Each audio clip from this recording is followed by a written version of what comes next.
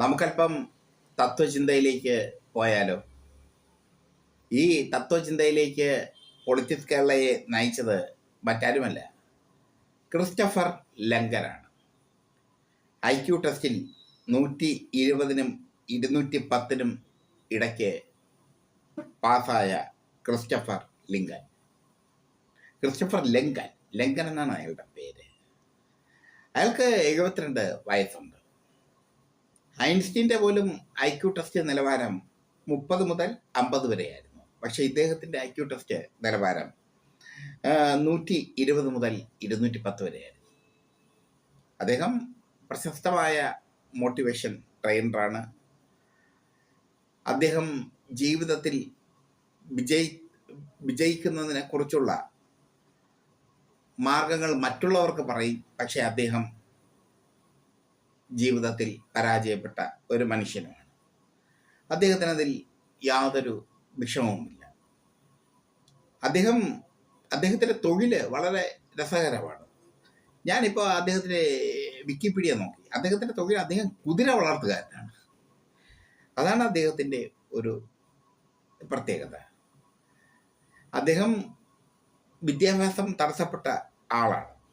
Reality ഒരു self സിമുലേഷനാണ് എന്ന സിദ്ധാന്തമാണ് അദ്ദേഹം ആവിഷ്കരിച്ചത്.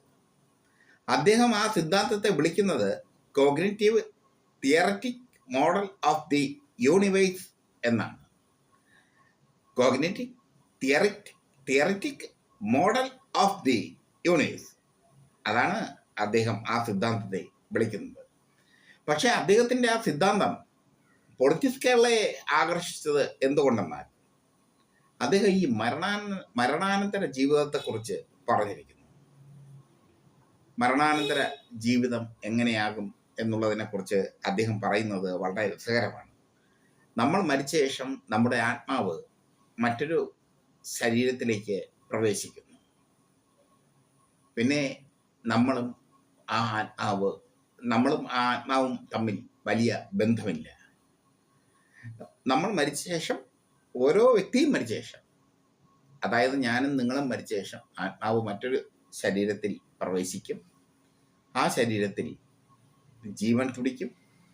ആ ശരീരം നമ്മളിൽ നിന്ന് ഉയർത്തെഴുന്നേൽക്കും. അപ്പോൾ നിങ്ങൾ ചോദിക്കാം, ഇതൊക്കെ നിങ്ങളോട് പറയുന്നത് എന്തുകൊണ്ടാണ്? അതിനൊപ്പം ഞാൻ എൻ്റെ തിയറിയും കൂടെ പറയേണ്ടതുണ്ടല്ലോ. മരണഭയമില്ലാത്തൊരു വ്യക്തിയാണ് ഞാൻ. മരണം ജീവിതത്തിലെ ഒരു അനിവാര്യതയാണ്. ജീവിതത്തിൽ പല വ്യക്തിത്വങ്ങളുമായും അടുത്ത് ഇടപഴകിയിട്ടുള്ള ഒരു മനുഷ്യനാണ് ഞാൻ. പലരും മരണത്തെ പേടിക്കുന്ന വ്യക്തിത്വങ്ങളാണ്.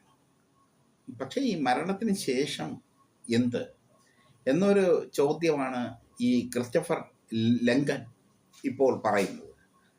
മരണത്തിന് ശേഷം നമ്മുടെ ആത്മാവ് മറ്റൊരിടത്ത് പ്രവേശിക്കും എന്നാണ് അദ്ദേഹം പറയുന്നത്. അതിൽ ഒരർത്ഥവുമില്ല എന്നാണ് എനിക്ക് പറയാനുള്ളത്. പുനർജന്മം ഉണ്ടോ എന്ന് ചോദിച്ചാൽ ആ പുനർജന്മത്തിൽ എന്ന് ഞാനും എൻ്റെ പ്രേക്ഷകരും തമ്മിൽ ഇന്ന് കണ്ടുമുട്ടും, ഒരു ഉറപ്പുമില്ല. അതുകൊണ്ട് പുനർജന്മം എന്നൊരു സിദ്ധാന്തം അപ്രായോഗികമാണ്. ഒരുപാട് നിഗൂഢതകൾ നിറഞ്ഞ ഒരു സംഭവമാണ് മരണവും ജീവിതവും, അല്ലെങ്കിൽ ജീവിതവും മരണവും. ഒരുപാട് നിഗൂഢതകൾ നിറഞ്ഞ ഒരു സമസ്യയാണ്. ആ സമസ്യയ്ക്ക് അദ്ദേഹം ഉത്തരം കണ്ടെത്തിയിരിക്കുന്നത് നമ്മൾ മരിച്ചു കഴിഞ്ഞാൽ നമ്മുടെ ആത്മാവ് മറ്റൊരു ശരീരത്തിൽ പ്രവേശിക്കും എന്നുള്ളതാണ്. അദ്ദേഹം അത് വളരെ വ്യക്തമായി അദ്ദേഹത്തിൻ്റെ തിയറിയിലൂടെ പറയുമ്പോൾ പ്രേക്ഷകർ ഇദ്ദേഹത്തെ കുറച്ചുകൂടി അറിഞ്ഞിരിക്കണം. നമ്മൾ രാഷ്ട്രീയം പറയും, സിനിമ പറയും, പക്ഷേ തത്വചിന്ത അങ്ങനെ ഞാൻ പറയാറില്ല. എൻ്റെ ഒരു അഭിപ്രായത്തിൽ നമ്മുടെ മരണം ഒരു പ്രഹേളിക തന്നെയാണ്. മരിച്ചു കഴിഞ്ഞാൽ എന്നെ ഇതേപോലെ കാണാൻ നിങ്ങൾക്ക് പറ്റില്ല. അതൊരു സത്യമല്ലേ? ഇതുപോലെ പൊട്ടിത്തെറിക്കാൻ എനിക്ക് പറ്റില്ല. ഇതുപോലെ ഒരമ്മയും അച്ഛനെയും ഒരു ഭാര്യയെയും നേടാൻ എനിക്ക് പറ്റില്ല. എൻ്റെ മക്കളെ പോലെ ഒരു മക്കളെ നേടാൻ എനിക്ക് പറ്റില്ല. അപ്പോൾ ഞാൻ വളരെ ദുഃഖത്തോടെ പറയട്ടെ, എൻ്റെ ക്രിസ്റ്റഫർ ലങ്ക, നിങ്ങളുടെ തിയറിയിൽ എനിക്ക് വിശ്വാസമില്ല. മറുനാടൻ മലയാളിയിൽ എൻ്റെ പ്രിയപ്പെട്ട രാജ്മോഹൻ ചേട്ടനാണ് ഈ സ്റ്റോറി എന്നെ കൃത്യമായി കേൾപ്പിച്ചു തന്നത് കേട്ടോ.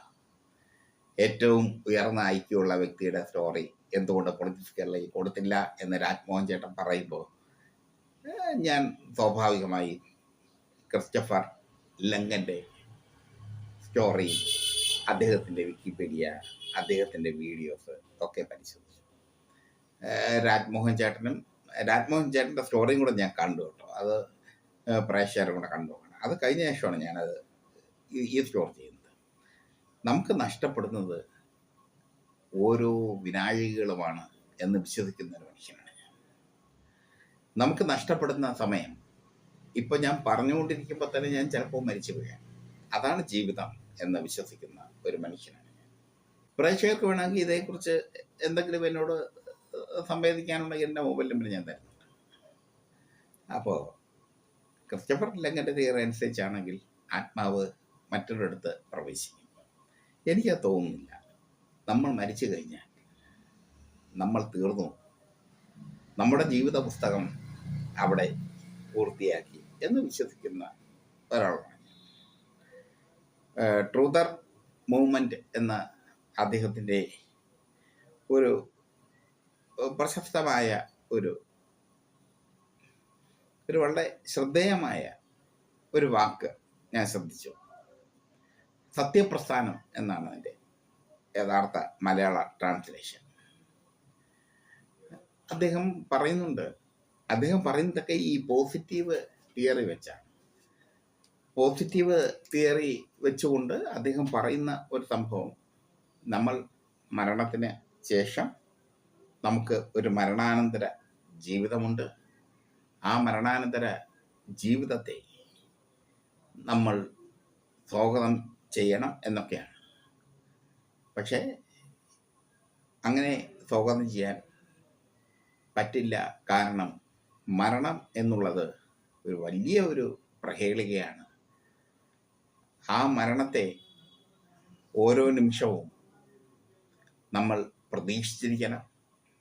അത്തരം പ്രതീക്ഷയിലൂടെയാണ് നമ്മൾ മുന്നോട്ട് നീങ്ങേണ്ടത് എന്നാണ് എൻ്റെ അഭിപ്രായം. പ്രേക്ഷകർക്ക് എതിർ അഭിപ്രായമുണ്ടെങ്കിൽ വിളിച്ച് എന്നോട് പറയാം.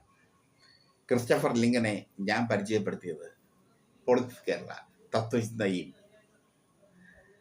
സൈക്കോളജിയും ഒക്കെ ചേർന്ന ഒരു പ്രസ്ഥാനമായതുകൊണ്ടാണ്. മരണത്തിന് ശേഷം നമുക്കൊരു ജീവിതമുണ്ടോ? ആ ചോദ്യം പ്രേക്ഷകരും ഞാനുമായി സംവേദിക്കാനുള്ള ഒരു വേദിയായി മാറുന്നു. ദയവേത് രാത്രി 12 മണിക്ക് ശേഷം എന്നെ വിളിക്കാതിരിക്കുക. അതിനു മുമ്പ് നിങ്ങൾക്ക് എപ്പോൾ വേണമെങ്കിലും എന്നെ വിളിക്കാം. ശരി. ഇപ്പം